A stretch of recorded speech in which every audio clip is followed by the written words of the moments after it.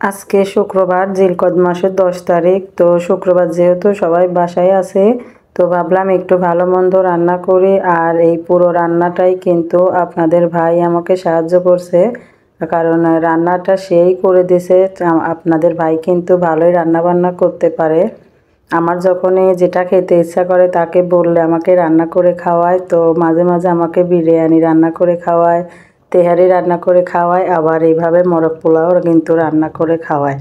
মাঝে মাঝে বলি যে তুমি এত ভালো রান্না করো, তাইলে চলো আমরা একটা হোটেল দেই। হোটেল দিলে কিন্তু ভালোই চলবে, কারণ তোমার রান্নার হাত কিন্তু খুবই ভালো। তো এটা বলে তো অনেক হাসাহাসি করি। তো যাই হোক, আজকে শুক্রবার আপনাদের ভাইকে বললাম যে একটু রোস্ট রান্না করে দাও।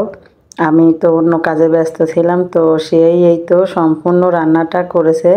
এমনকি নিজেই সম্পূর্ণ এই পেঁয়াজটাও পর্যন্ত বেটে নিয়েছে, নিয়ে এই তো দেখছেন যে সুন্দর মতো রান্না করছে, মশলা দিচ্ছে।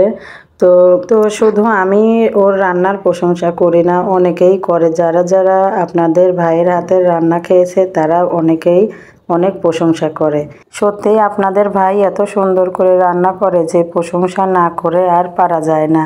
তো যাই হোক, এই তো আপনাদের ভাই দেখলেনই তো কি সুন্দর করে মুরগির মাংসটা ভেজে নিয়ে কি সুন্দর করে রান্না করে দিল আমাকে। তো আমিও কিন্তু বাসায় অনেক কাজ করছিলাম, অন্য সব কাজ।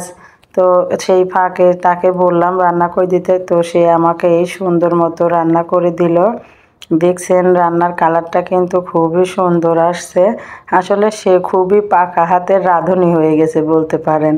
তো মুরগির রোস্টটা রান্না করার পরে কিন্তু সে আমাকে আরও পোলাও রান্না করে দিয়েছিল, যেটা খেতে কিন্তু খুবই মজা হয়েছিল।